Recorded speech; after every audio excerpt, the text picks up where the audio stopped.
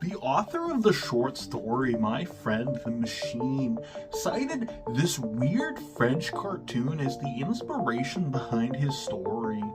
The cartoon is called Les Escargots, and it centers around a farmer who's struggling to grow his crops. But then he discovers that if he cries into his crops, suddenly the crops will grow like never before. I'll let the author take it from here.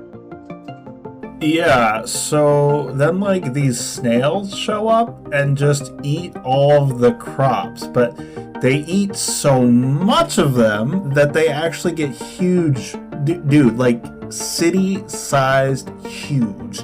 So these giant-ass snails just start eating people and the whole city. It definitely had a very weird effect on me as a child.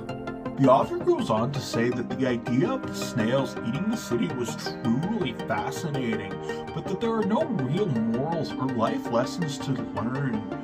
It's just an aggressively French cartoon. So I liked the idea of giant-ass snails, but I'm much more of a fan of how you say traditional science fiction.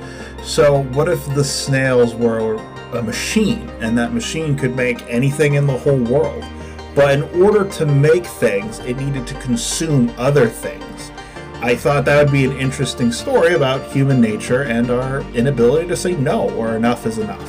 So what would happen if a kid got a hold of something that granted basically unlimited power over creation, but didn't understand that there was a cost or that there are consequences for unlimited power?